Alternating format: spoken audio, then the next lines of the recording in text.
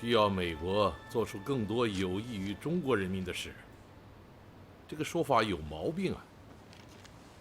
如果美国政府愿意和我方建立外交关系的话，那美国政府就应该停止一切援助国民党的行动，并且断绝与国民党残余力量的联系，而不是笼统地要求美国做出更多有益于中国人民的事情。现在是要求美国停止援助国民党，割断与国民党残余势力的联系，并且永远不要干涉中国内政的问题。不是要求美国做出什么有益于中国人民利益的事。我也觉得这句话有问题，空言无补。我会提醒黄华的。还要强调一点，与斯托雷登的谈话是非正式的，因为双方尚未建立外交关系嘛。在谈话之前，南京市委应该与黄华再商量一次。在谈话中，如果斯托雷登的态度是友善的，那黄华也应该采取友善的态度，但是不要表现得过分热情，应当采取庄重和气的态度。至于傅静波提出的斯托雷登愿意继续做大使，和我们办外交事务，并且修改中美商约一事，不要表示拒绝。好的。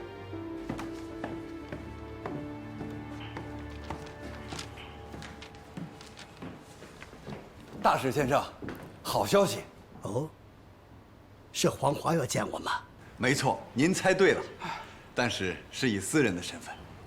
别管什么身份，只要能见面就好。那您看安排在什么时间？越快越好，就安排在明天吧。好，那我马上去安排。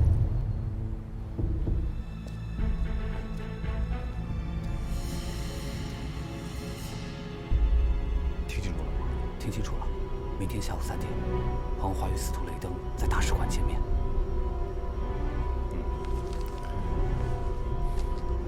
辛苦了。不辛苦，老板。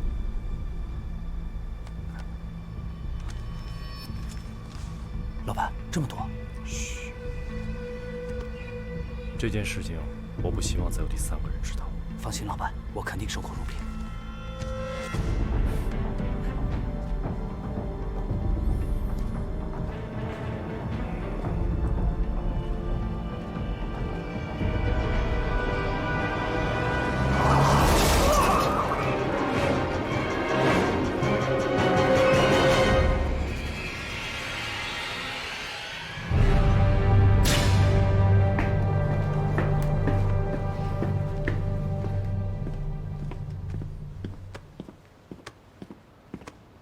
情况怎么样？老板，一切都在掌握之中。好。老板，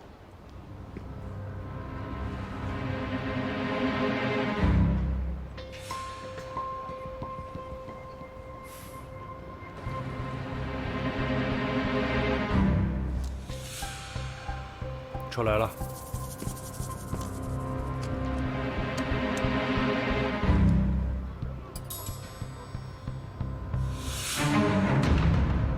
准备。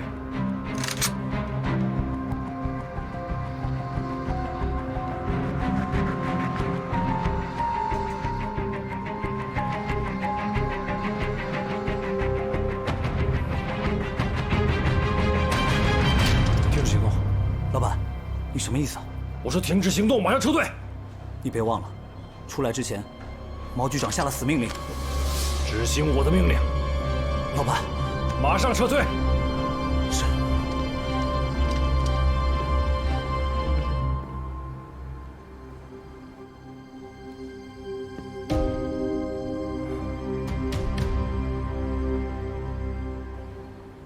老校长一听说你来啊，本体有多高兴？司徒伯伯，你看，司徒伯伯，好久不见！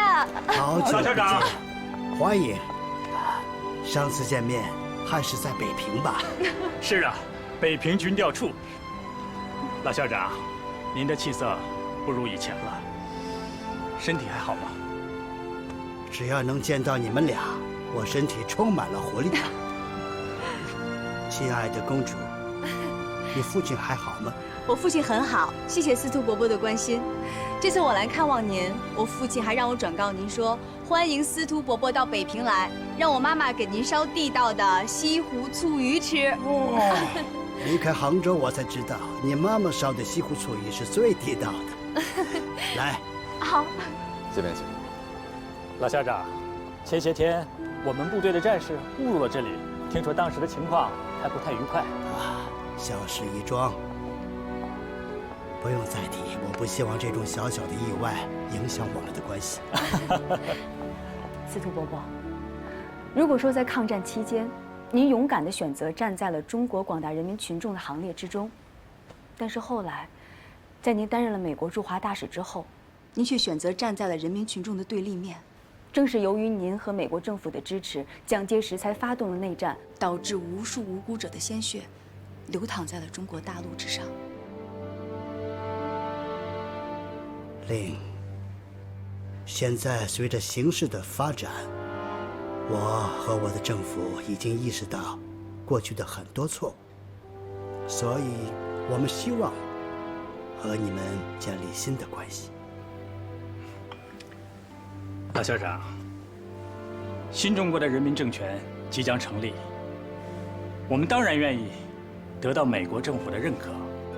美国要承认新中国，也有几个标准。首先，中国必须按照国际惯例，尊重国家间签订的条约。更重要的是，新政权必须得到人民的完全拥护。老校长，您提到的所谓国家之间签订的条约，如果包括了那些在帝国主义炮舰政策下产生的不平等的条约，那很抱歉，这样的国际惯例我们不可能遵守。至于是否得到了人民的完全拥护，中国人民解放军在战场上摧枯拉朽、横扫千军的表现，难道还不足以说明这是人心所向吗？老校长，既然您表示不愿意干涉中国内政，那就应该劝说美国政府立刻把驻扎在青岛的海军陆战队和军舰全部撤走，以免发生冲突啊。这个你们不用担心，美国军队只是为了保护在中国的侨民安全，绝不会参与中国的内战。不是吧？你们早已经参与了。国共内战一爆发，驻青岛的美军就帮助国民党政权运送了大量的武器物资，还把大批的国民党精锐部队运送到东北、华北各地。甚至就在不久之前，人民解放军即将进攻上海之时，美国西太平洋舰队的司令白吉尔还放言，要把青岛的驻军派到上海护侨。至于白吉尔那句话，只是他个人的观点。不过我可以把你们要求撤军的意见转给有关方面。黄华和司徒雷登这次见面还是很有成效的。我们摸清了美国人的底牌，目前他们确实不打算用武力干涉我军南下。青岛解放，驻青岛的海军陆战队撤走，证明了我们的判断。我觉得可以让黄华跟司徒雷登继续接触。好的，我马上通知黄华。我估计啊，下次见面，司徒雷登会提到对日合约和台湾问题。一定要让黄华正告司徒雷登，现在国民党政府已经逃亡，不久即可完全消灭。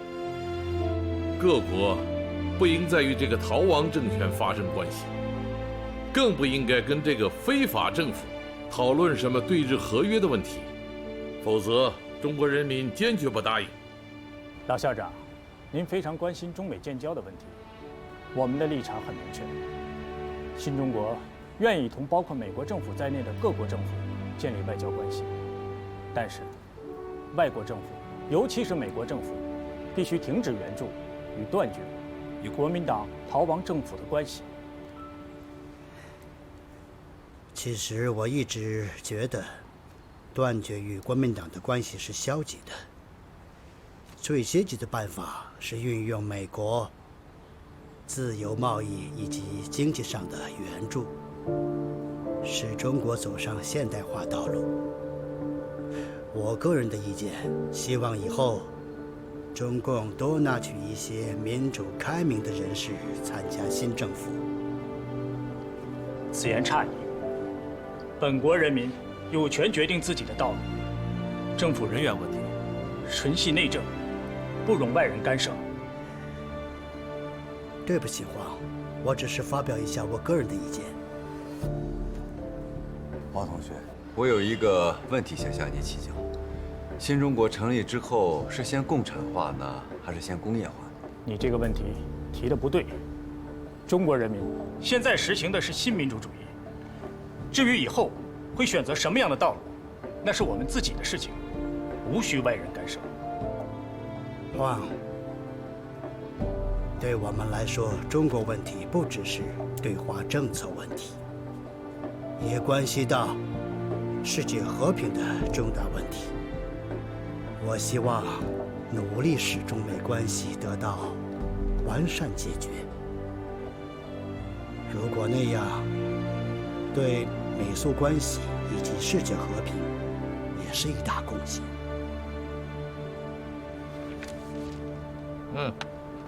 美国人这是在给我们念紧箍咒啊！他还说，中共近期在外交政策方面的迹象，让希望保持中美关系人士感到不安。还说我们对经济方面的言论，似乎会妨碍我们同美国发展贸易。说穿了，美国就是希望与我们交往，以经济援助为诱饵，干涉我们的内政，在政治、经济、社会各个方面，对新政权进行控制。他对来北平还提出了2点要求：第一，希望我们官方对他发出一个要求；第二，他想搭乘南京美军的飞机抵达北平。不行，告诉斯图雷登，来北平只能是私人访问。他不是说要到燕京大学去过生日吗？另外啊，他来北平可以挂一辆卧铺车，如果感到不安全，我们派兵护送，但是绝不允许美国飞机在北平机场降落。主席啊，还有一个好消息。哦，说来听听。斯大林撤回了苏联驻国民党政府的大使罗申，并且同意少奇同志秘密放苏。过几天，少奇同志就可以动身了。看来啊，随着3大战役的胜利，全国解放已成定局。斯大林的态度也在转变，啊，我们要趁热打铁。来，通知政治局的同志们，马上开一个会，好好研究一下少奇同志访问苏联的事情。好的。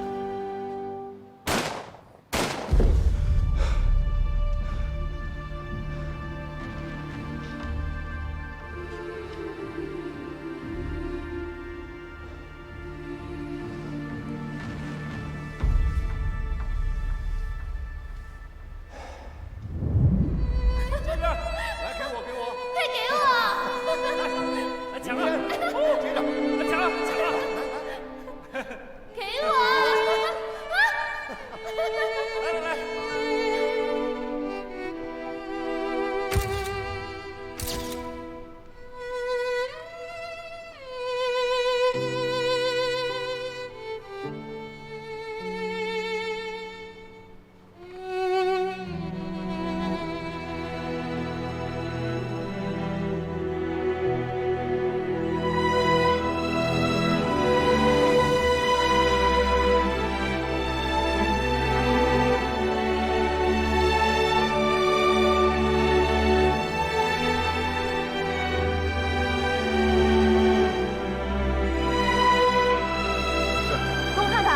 事？流这么多血还说没事？真是怎么这么不小心啊！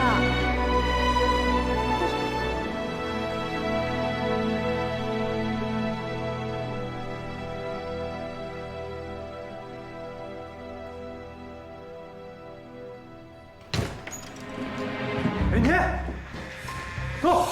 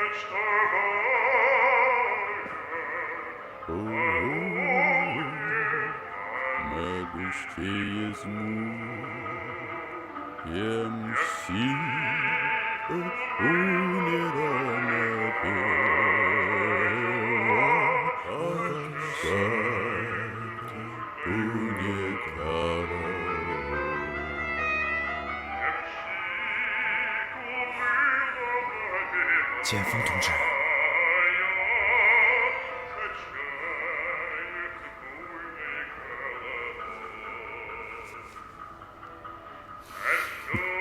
剑锋同志，好兄弟，剑锋同志。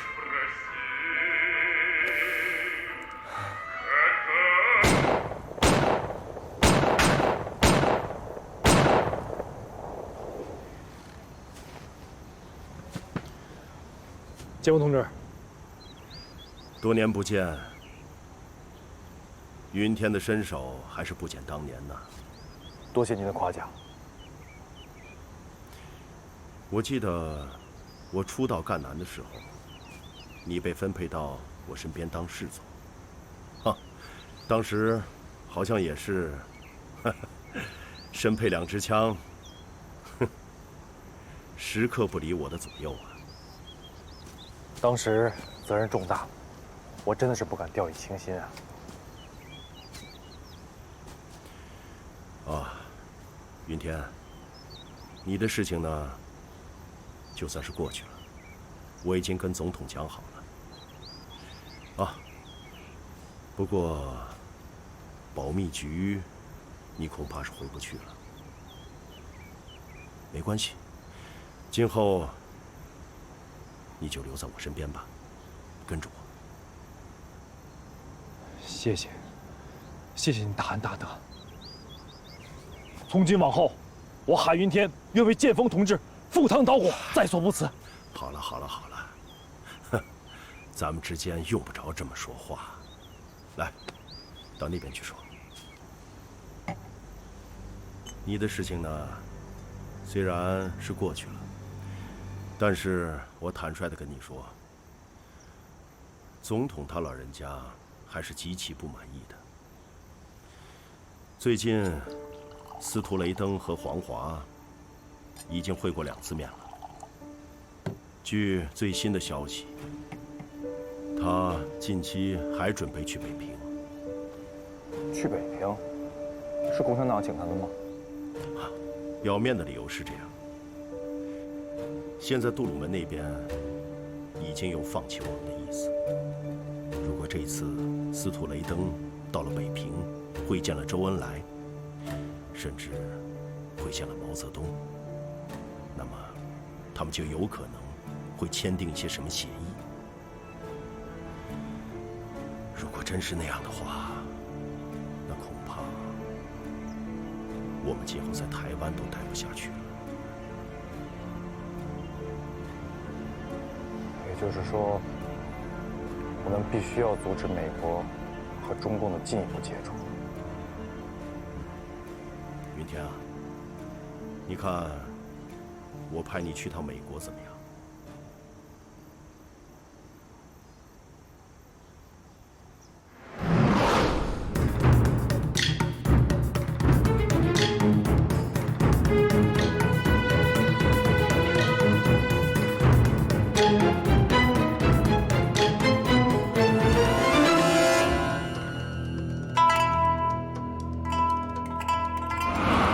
If you think this money is not enough, I can give you more.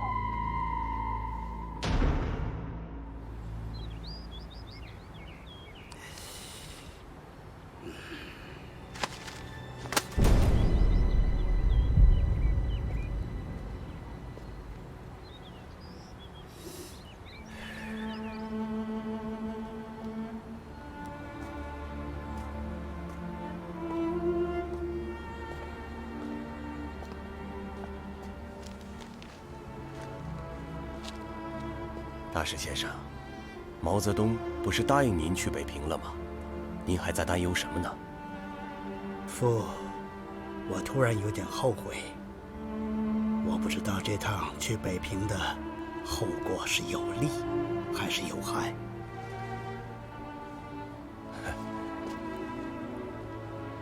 您是担心和毛泽东谈不拢吗？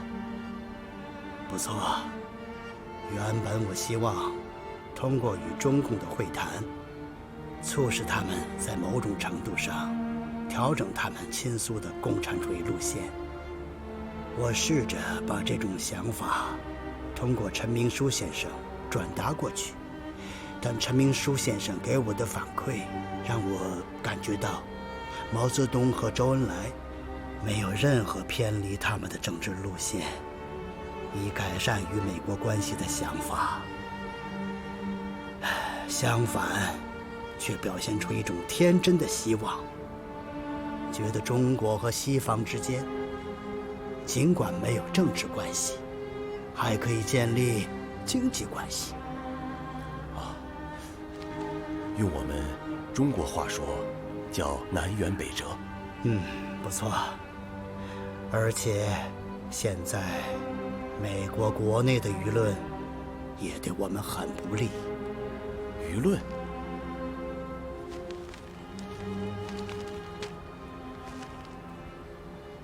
，51名参议员联名上书总统，要求重新审查中国问题。大石先生，我敢保证，这一定是蒋介石的人在背后捣的鬼啊！你知道，国会里一直有一个势力强大的亲蒋集团，华盛顿不少主流利益集团也与蒋介石政权有着千丝万缕的联系。现在，麦卡锡议员公开跳出来，这些势力聚合在一起，对总统调整对华政策会构成很大的压力。那您的这一趟北平之行，我还是先给总统写一份报告，把与中共领导人会面的利与弊分析清楚，由总统来决定吧。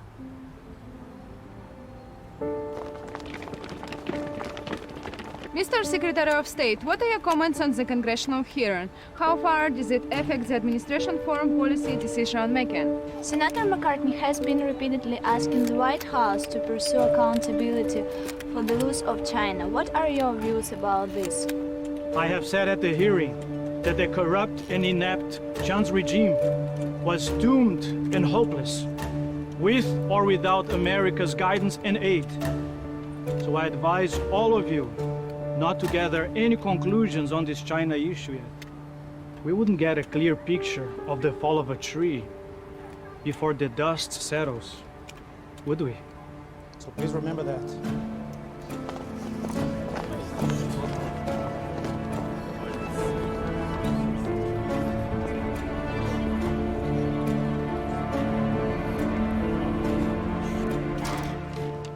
This Joe McCarthy is a son of a bitch. But his view on the infiltration of communism is very inciting and inflammatory. From now on, we have to be very careful on how we talk to the CPC in any form. Have you read Ambassador Stewart's report? I think it makes a lot of sense. On the advantages, talking to the top members of the CPC is a very daring move indeed. It may boost the liberals and the anti-Soviet sect inside the CPC. It may show America's willingness to change its views on Chinese politics, and possibly a very positive impact in US-China relations for the future. But Ambassador Stewart has also made the disadvantages very clear. First, the criticism from such a move will embarrass the State Department. And secondly, it'll create misunderstandings amongst the other diplomatic corps of the countries in Nanjing. They'll think the US government has turned its back on them. First, saying we should stand up together to the CPC, and then casting them aside and contacting the CPC directly.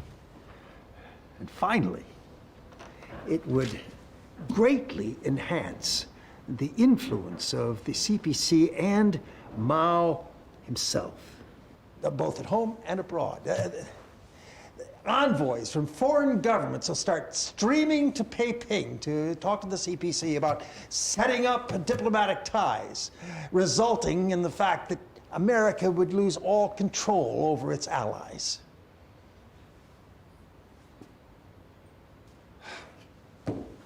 Contact Ambassador Stewart.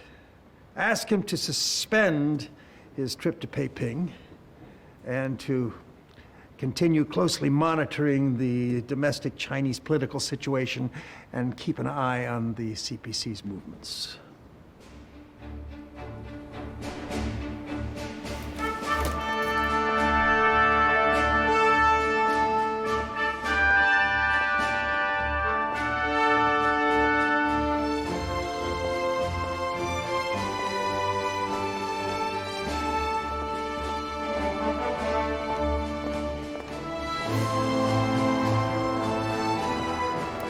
Товарищ Сталин, товарищ Лю Шайци.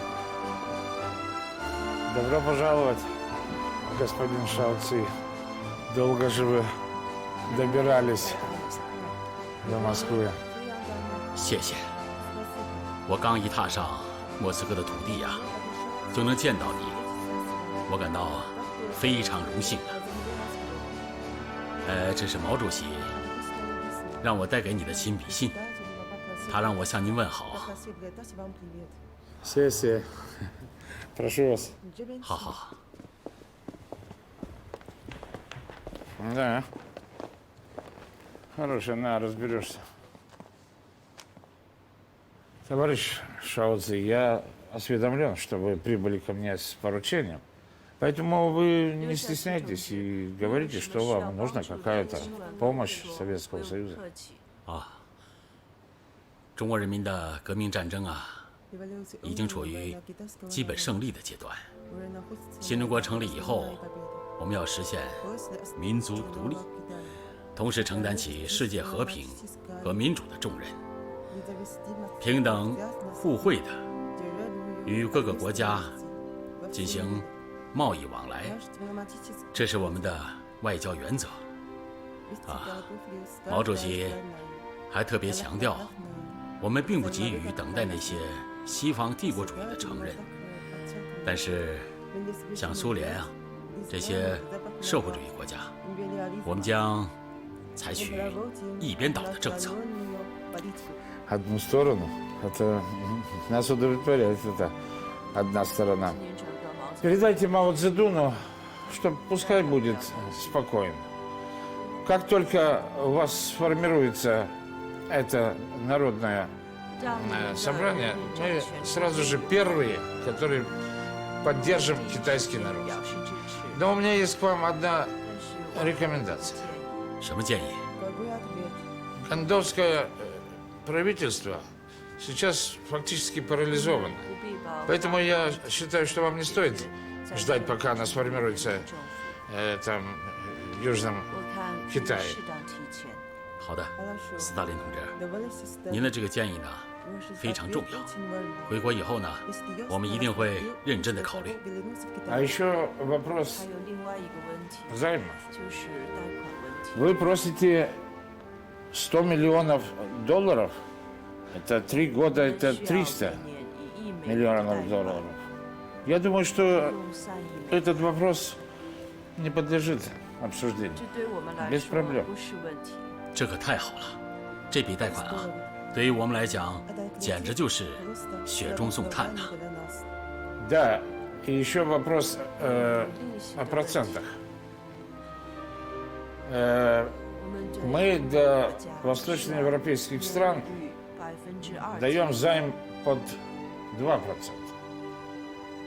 А вам мы готовы предоставить займ всего лишь под 1%. 1%？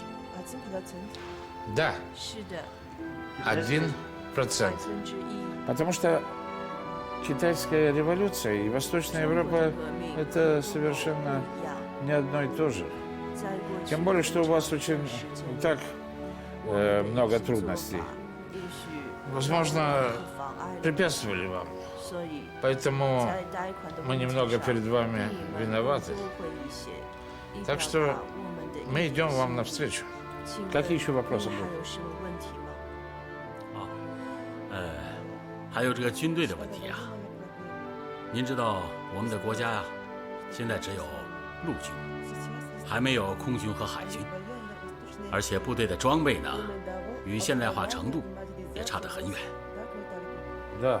Как я уже объяснял, что со стороны Советского Союза мы будем оказывать вам политические, экономические и армейскую помощь. Со временем мы вам доставим самое лучшее снаряжение, а также мы поможем вам построить такие заведения, где бы вы могли бы воспитывать своих специалистов. 谢谢，斯巴塞巴，斯大林同志，非常感谢。我代表中国共产党和即将成立的中央人民政府，对苏联老大哥给予我们的无私的帮助和支持，表示真诚的感谢。少奇同志这回访苏，受到了苏联方面极高规格的接待。哦，问题谈得怎么样？非常理想。苏联方面不仅答应给予我们经济援助，而且呢，主动提出贷款利率从2%降到1%。斯大林同志很大方啊。不过我个人的意见，贷款利率还是按照他们给东欧国家的标准，保持2%。主席啊，人家贷款恨不得利率越低越好，可是您这样，主动提出提高利率，这恐怕是破天荒第一人了。我毛泽东就喜欢干破天荒的事儿。斯大林同志的好意我们心领了，但中国有句俗话：吃人家嘴短，拿人家手短呐。是啊，主席，还有一个重要情况，美国国务院远东司和联合国司，他们联合提出一个托管台湾的计划。美帝国主义亡我之心不死啊！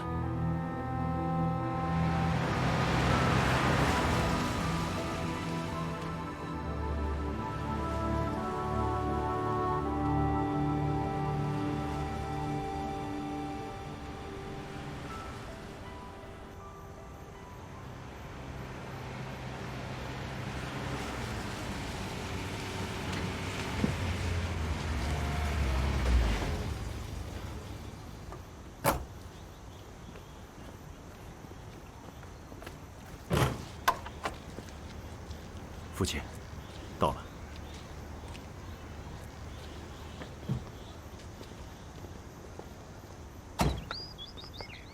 父亲，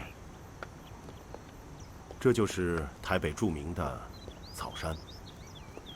草山，这个名字不好，太不吉利了。请父亲明示。这不就应验了你我父子在此落草为寇了吗？那父亲的意思是？本人终生笃信王阳明的哲学思考。他说过：“学须反己，若图责人，只见别人不是，不见己过。若能反己，就能见到自己的未尽之处嘛。”我戎马生涯半生，在此是该好好的反省一下自己的未尽之职了。找人，各块石碑，上书阳明山。阳明山？好的，父亲，我记下了。父亲，还有一个事情，日本东京代表团刚才发来了电报，蒙总对台湾的局势现在颇为担忧。麦克阿瑟提议想把台湾交给联合国暂管。什么叫联合国暂管？我看就是他美国人想托管。用不了几年，台湾就会成为他美国的领土。告诉他，台湾绝不需要联合国托管。父亲，如果我们拒绝了这一提议，那会不会变相的帮了共产党的忙呢？经国，当前的国际形势就如同是一盘复杂的棋局，牵一发而动全身，绝非零和游戏。我拒绝他美国人的托管，并非拒绝他美国人的援助。我会就此事写一篇声明，请驻东京代表团转交给麦克阿瑟。恩来啊，我猜想蒋介石一定会反对联合国托管台湾，但是他对此事发表的声明是一个阴谋，那就是利用反共做筹码，把自己紧紧拴在美国这辆战车上。这样，他就变相的找到了一把保护伞。他在声明第4条中是这样说的：美国绝不考虑承认中共政权，并因本其领导国际之地位与力量，防止他国承认。美国政府应该采取积极的态度，协助我政府确保台湾，使之成为一种新的政治希望。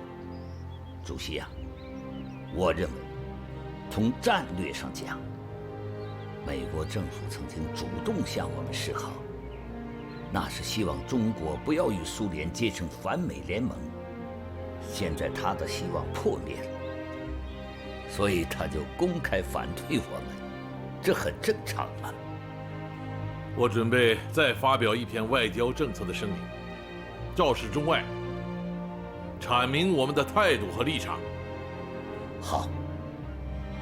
我新华社授权发表声明，正告一切对新中国抱有友好或敌意的外国政府，只要愿意断绝和中国反动派的关系，不再勾结或援助中国反动派，我们就愿意同他在平等、互利和互相尊重领土主权的原则之上谈判建立外交关系。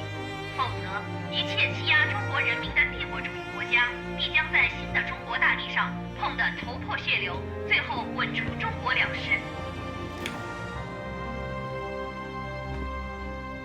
奇怪啊，这中共的态度怎么会来了一个180度大转弯呢？